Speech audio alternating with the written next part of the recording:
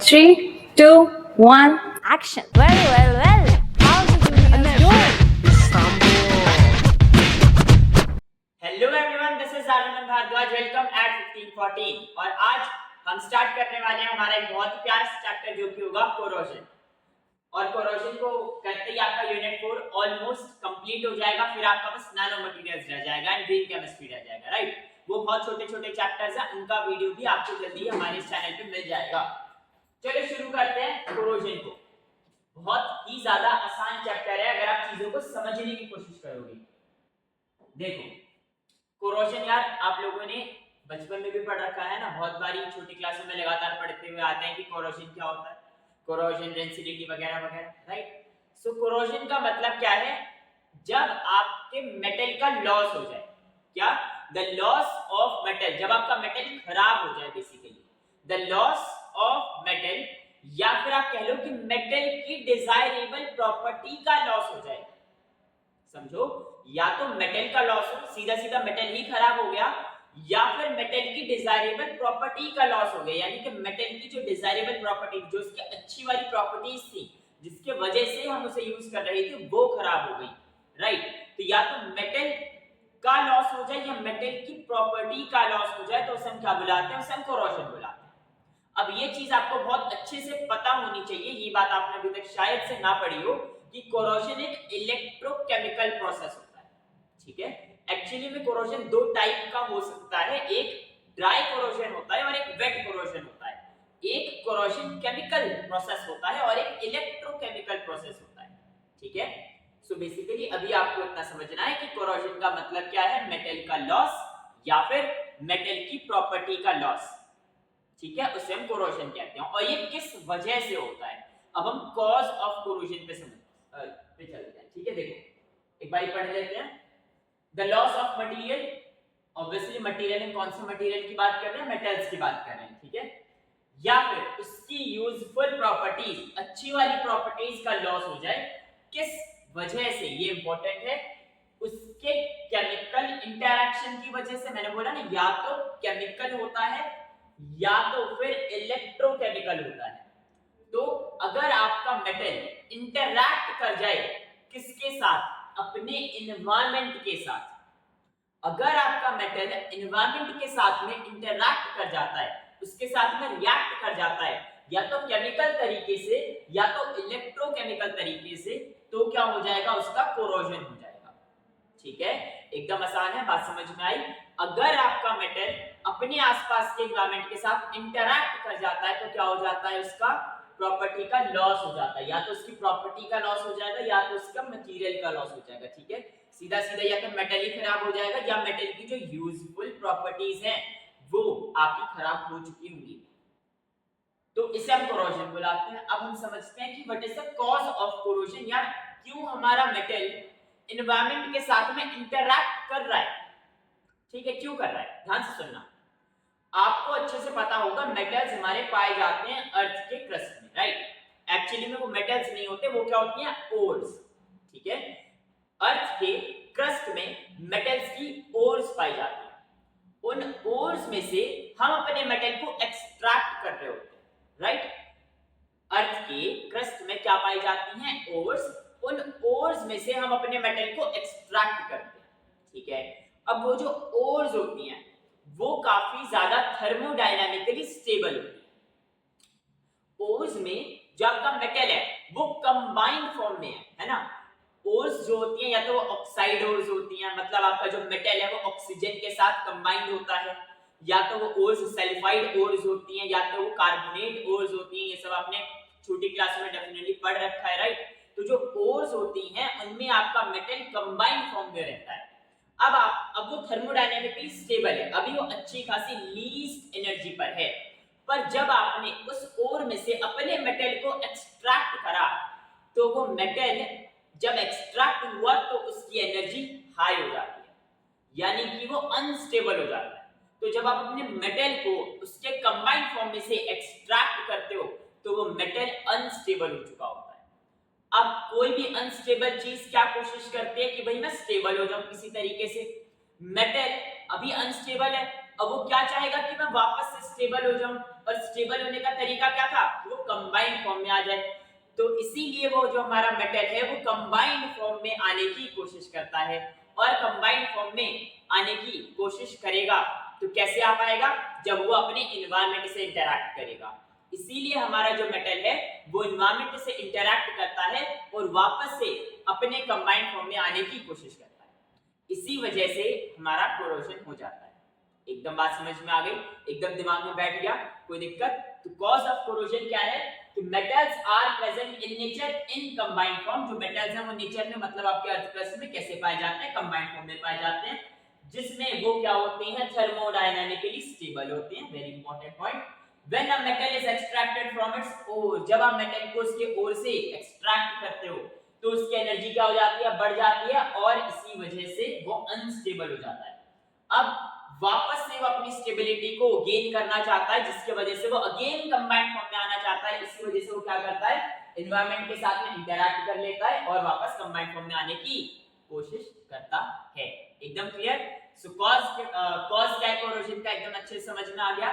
Corrosion क्या है ये हम अच्छे से पढ़ चुके हैं, आगे चलते हैं। अच्छा देखो आगे क्या है, इफेक्ट्स ऑफ कोरोजन की, कोरोजन की वजह से क्या क्या होता है। तो दो चीजें तो मैं आपको बता चुका, वो तो हमें डिफाइन से क्लियर हो गई है, ठीक है।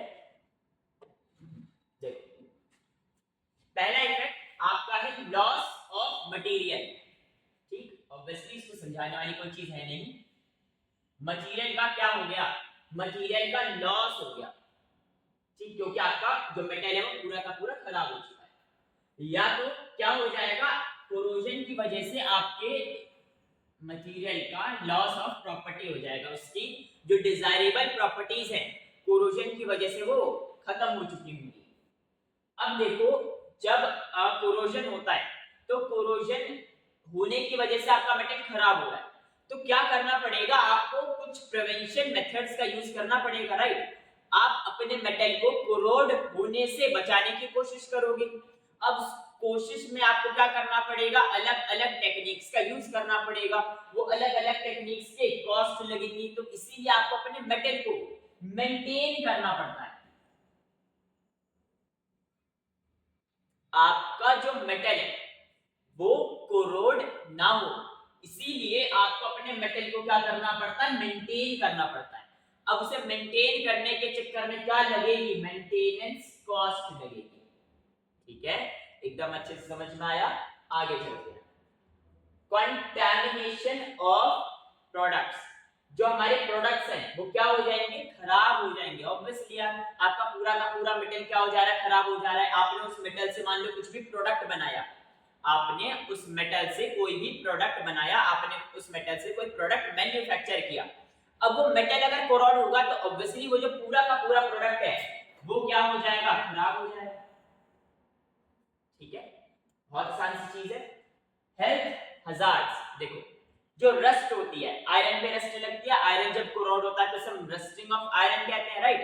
अभी जो रस्टिंग ऑफ आयरन है उसमें जो रस्ट है असल में वो टॉक्सिक होती है, ठीक है, वो कोरोसिव होती है, अपने आप में वो आगे आपकी स्किन पे भी कोरोसिव हो सकती है, तो इसीलिए आपको हेल्थ हजार्ड्स भी हो सकती हैं कोरोजन के कारण, तो ये याद रखना, ठीक है। तो होपफुली बहुत आसान सी चीज थी, इसमें कुछ मुश्किल बात की नहीं कि कोरोजन के क्या क्या इफेक्ट्स हैं, क्या क्या कारण है जिनकी वजह से आपको कोरोजन हो सकता है। चलो आगे चलते हैं, एकदम क्लियर हो रही होगी बातें, अभी तक चैप्टर बहुत ज्यादा आसान मैं उम्मीद कर रहा हूं लग रहा होगा। अब आगे ये इंपॉर्टेंट चीज, वेरी वेरी इंपॉर्टेंट टॉपिक, ठीक है, ये इंपॉर्टेंट है, इसको आप मार्क कर लो, दिस इज इंपॉर्टेंट, ठीक है, ध्यान से सुनना। कोरोजन मैंने आपको बताया था वीडियो के एकदम शुरू में कि कोरोजन होता है दो टाइप का, एक होता है वेट कोरोजन और एक होता है ड्राई कोरोजन। जब हमने कोरोजन की डिफाइन पढ़ी तो उसमें हमने क्या पढ़ा कि मेटल एनवायरनमेंट से इंटरैक्ट कर जाएगा, पर मेटल का एनवायरनमेंट से इंटरैक्ट करने के दो तरीके हैं, कौन कौन से, एक या तो केमिकल तरीके से इंटरैक्ट करे, दूसरा या तो वो इलेक्ट्रोकेमिकल तरीके से इंटरैक्ट करे, राइट। तो इसीलिए हमारा जो कोरोजन है वो दो टाइप का है, एक वेट कोरोजन है और एक ड्राई कोरोजन, ठीक है, आराम से समझना। वेट का मतलब क्या होता है, गीला, गीला है ना मतलब पानी, वेट मतलब गीला, गीला मतलब क्या, पानी है ना। तो वेट कोरोजन वो कोरोजन है जो वाटर के प्रेजेंस में होगा, ठीक है। वेट कोरोजन वो कोरोजन होता है जो किसके प्रेजेंस में हो, वाटर के प्रेजेंस में हो, या फिर वाटर नहीं है कोई दूसरा इलेक्ट्रोलाइट हो। बात समझ में आ गई। इलेक्ट्रोलाइट का मतलब क्या होता है, कंडक्टिंग लिक्विड्स, राइट। तो है तो लिक्विड ही, तो वाटर या इलेक्ट्रोलाइट अगर प्रेजेंट है और फिर कोरोजन हो रहा है तो आप बोलोगे कि वो वेट कोरोजन है। जबकि ड्राई कोरोजन, ड्राई कोरोजन में वाटर ऑब्वियसली नहीं होगा, कोई इलेक्ट्रोलाइट नहीं होगा, क्या होगा फिर, ये वो कोरोजन है जो किस वजह से होता है, गैसेस या फिर वेपर्स की वजह से। मतलब जो आपका मेटल है वो उसके आसपास एनवायरनमेंट में मौजूद जो गैसेस है उनसे इंटरैक्ट कर जाएगा और कोरोड हो जाएगा। क्लियर है, तो ये भी आपको अच्छे से पता होना चाहिए। आगे अगर हम वेट कोरोजन की बात करें तो वो इलेक्ट्रोकेमिकल है। देखो यहाँ पर इलेक्ट्रोलाइट या वाटर यूज हो रहा है, वाटर भी कंडक्टिंग, इलेक्ट्रोलाइट भी कंडक्टिंग, मतलब कंडक्टिंग चीजें हैं, तो ऑब्वियसली ये वाला प्रोसेस इलेक्ट्रोकेमिकल प्रोसेस है, जबकि ये वाला प्रोसेस केमिकल प्रोसेस है। समझ में आ रहा है। इसके बाद अगर हम बात करें वेट कोरोजन की, आपको पता होना चाहिए ये उल्टा लिखा है क्या, हाँ ये लो टेम्परेचर पे, दोनों तरफ सेम है। वेट कोरोजन की अगर हम बात करें तो ये लो टेम्परेचर पर होगा, और अगर हम ड्राई कोरोजन की बात करें तो ये हाई टेम्परेचर पर होगा।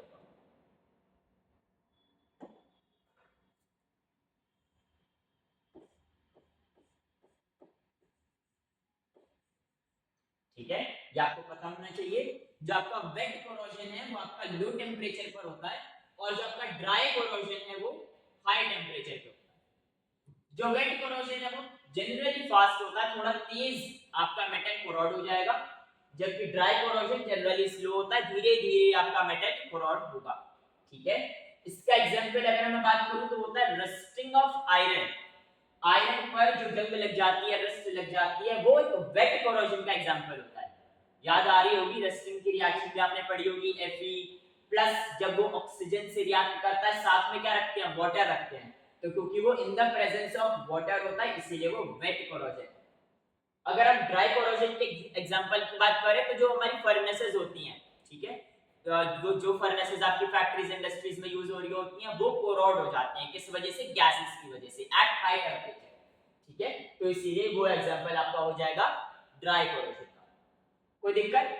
वेट कोरोजन, ड्राई कोरोजन, दोनों में डिफरेंस एकदम अच्छे समझ आना चाहिए। ये पानी के प्रेजेंस में, ये गैसेस की वजह से, ये इलेक्ट्रोकेमिकल, ये केमिकल, ये आपका कम टेम्परेचर पे, ये ज्यादा टेम्परेचर पे, ये फास्ट होता है, ये स्लो होता है। एकदम क्लियर हो गया।